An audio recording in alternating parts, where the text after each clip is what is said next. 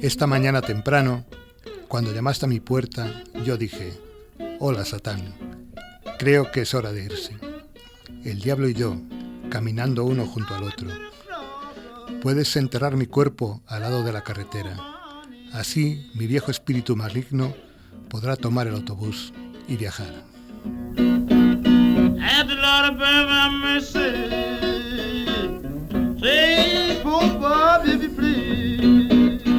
Comienza aquí Los Dedos del Diablo.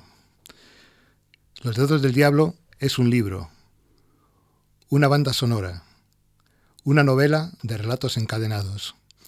Tenemos aquí a su autor, Carlos Fidalgo. Hola Mario, ¿cómo estás?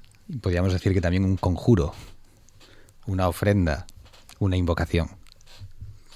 Comenzamos con Crossroads, Cruce de Caminos, la Ajá. leyenda del cruce de caminos de Robert Johnson, Pacto con el Diablo. Eso es una leyenda muy popular del blues en los Estados Unidos y atañe al abuelo del rock and roll, un guitarrista de blues que era un músico mediocre, y dice la leyenda que desapareció de su casa durante 2 años y cuando volvió tocaba la guitarra como Los Ángeles. Cuando le preguntaron quién le había enseñado, Robert Johnson respondía: el diablo.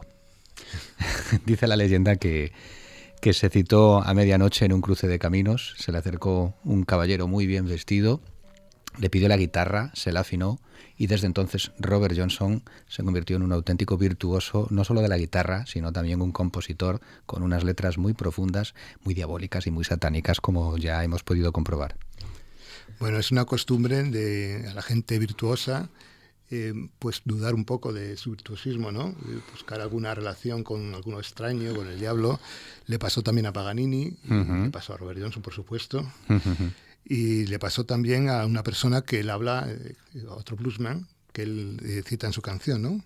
Willie Brown. Eso es, que también aparece en el relato fundacional de Los Dedos del Diablo, que se titula El beso de Virginia Travis, y ahí aparece junto a Son House y Charlie Patton. Robert Johnson fue el abuelo del rock, era lo que estaba a punto de decir, ¿no?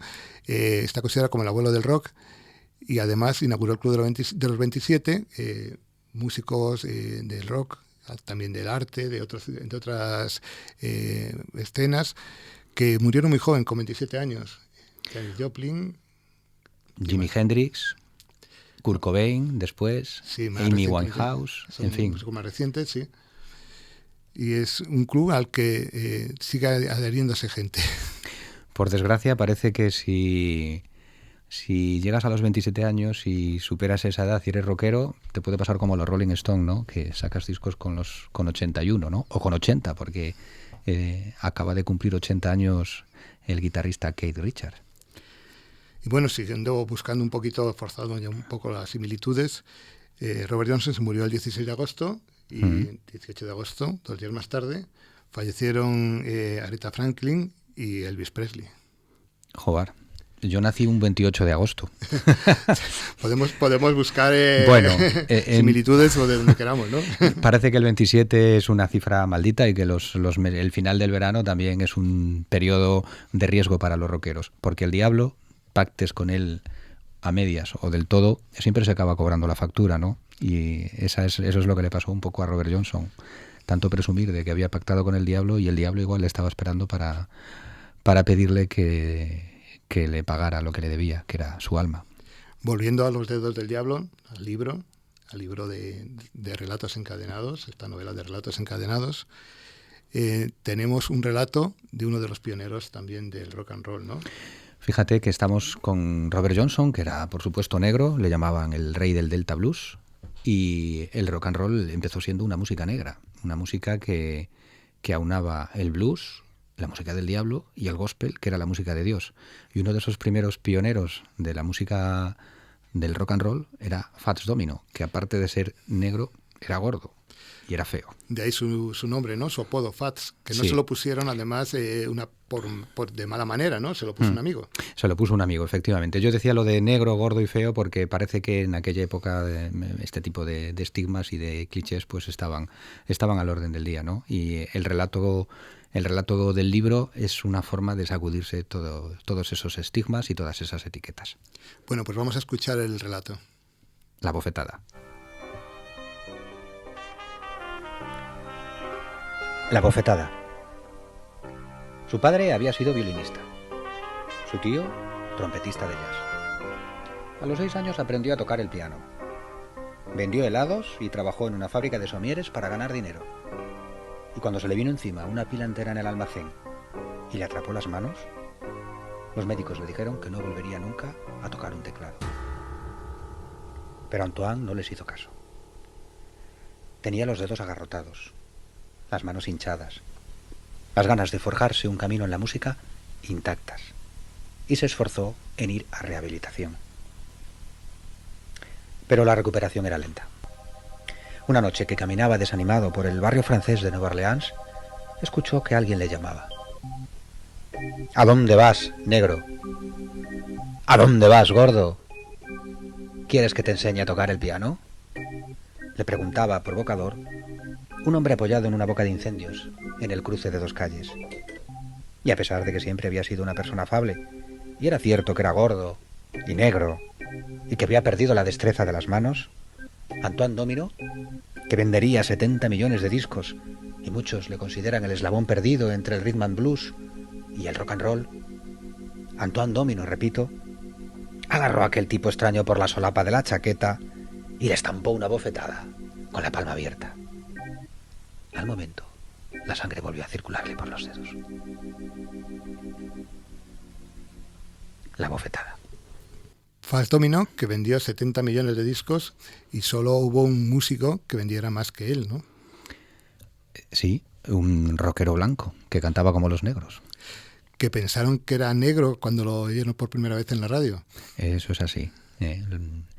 Es lo que tenía la radio, el misterio del sonido. Y estamos hablando de Elvis Presley. Eso es, Elvis Presley. Antes de pasar a Elvis Presley, déjame decirte, Mario, que en el cuento que he dramatizado y que habéis puesto antes, el piano y los efectos sonoros son del guitarrista de jazz Gio Yáñez, que me está acompañando también con una serie de ensayos para convertir este libro en un espectáculo, en un filandón musical. Es justo decir que Gio Yáñez está también en este libro. Y se nota. Y estábamos con Elvis, efectivamente. Elvis era, rockero blanco que cantaba como los negros. En aquella época la industria musical era reticente a darle mucho vuelo a los rockeros negros, ¿no? Porque el público de este tipo de música era fundamentalmente blanco, el público que compraba discos, ¿no? A la música de los negros le llamaban race music, la música de la raza, ¿no? Y había como cierta reticencia. Y eso saltó por los aires en el momento en el que aparecieron los primeros rockeros blancos cantando como negros. Y era Elvis Presley, Carl Perkins, en fin, incluso, Bill Haley y los Cometas, Rock Around the Clock. Elvis Presley, que además de ser blanco se movió de una manera especial y que en los primeros comienzos también creó bastante controversia en sus conciertos, ¿no? Elvis Presley era el fruto prohibido, que le llamaban las mujeres, las chicas. De repente, en una época en la que los sex symbols hasta entonces eran mujeres despampanantes, es la época de Marilyn Monroe, de Jane Mansfield, de Gina Lollobrigida, de Sofía Loren. De repente aparece un tipo moviendo las caderas, moviendo la pelvis y convirtiéndose en un símbolo sexual para las mujeres, ¿no? Que le llamaban efectivamente el fruto prohibido. Fue un momento de liberación sexual también para el universo femenino, ¿no? Tan falto de sex symbols en aquella época. Bueno, Elvis Presley está presente a lo largo de todo el libro con distintos relatos y distintas historias porque su vida fue muy intensa, su influencia en el rock fue muy grande y son muchas las anécdotas y las historias que hay que contar sobre Elvis Presley.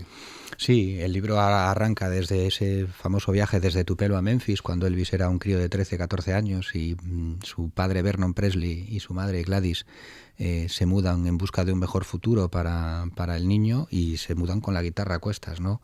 Es en Memphis donde Elvis abrazará el rock and roll, el famoso encuentro con los míticos estudios Sun Records y toda esa influencia del blues que veía en la calle Bill, que es la calle más fascinante de Memphis para Elvis Presley. No fue compositor de canciones, aunque en alguna colaboró un poco, pero sí que fue un gran intérprete. Un intérprete único que hacía suyas cualquier canción que le presentaran. De todas maneras, siempre estuvo rodeado de los mejores compositores. Sí, sobre todo en su primera época, compositores de rock and roll. Luego es verdad y es cierto que su manager, el coronel Parker, tan denostado, no le acababa de gustar el rock and roll y le alejó de este tipo de compositores, ¿no? Y la carrera de Elvis Presley, sinceramente, se resintió, ¿no? Durante los primeros 60, la vuelta de la Milig, ¿no? Cuando estuvo en Alemania. Pero ese primer Elvis de los años 50, del año 55, 56, 57, 58, es un Elvis, voy a decir, eléctrico, es un Elvis revolucionario, es un Elvis censurado en televisión, es un Elvis que escandalizaba a las mentes pacatas, a las mentes bien pensantes. Como te digo, es el Elvis más interesante, sin duda, aunque luego, evidentemente, la caída de un mito y de un rey como Elvis Presley también es interesante de contar, aunque triste.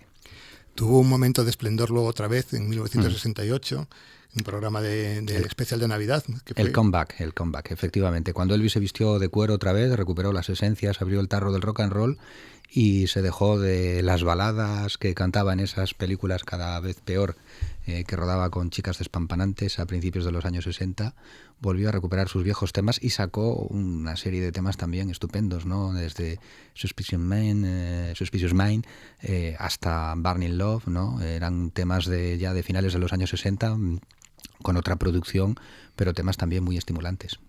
Bueno, vamos a escuchar un tema de Elvis Presley, quizás su primer éxito, That's All Right. Sí, efectivamente. Aquí vemos cómo convirtió un tema de blues en un tema de rock and roll y es la llave. Este es el inicio de Elvis Presley.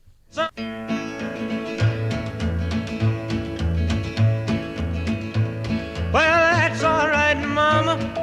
That's all right for you. That's all right, mama. Just any way you do it, that's all right. That's all right.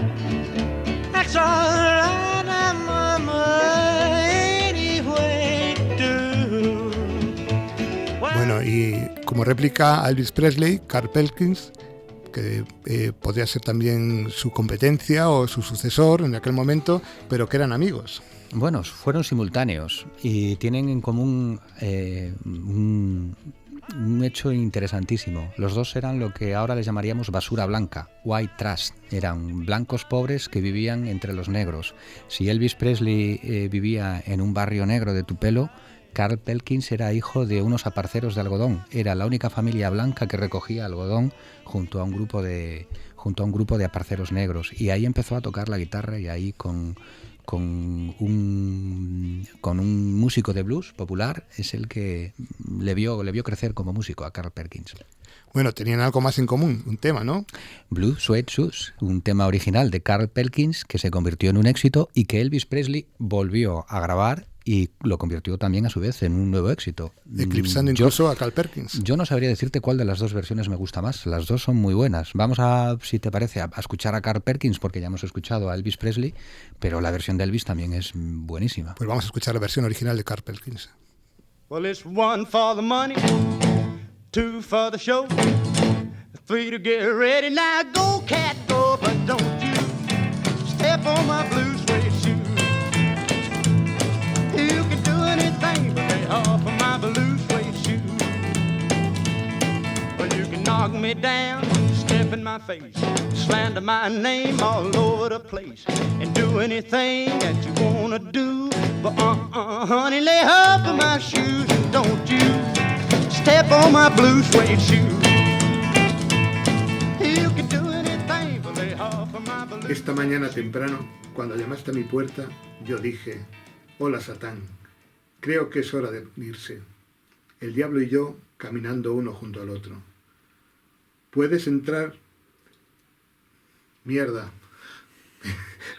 Leí entrar y es enterrar. Es que... Estaba bien, bueno, genial.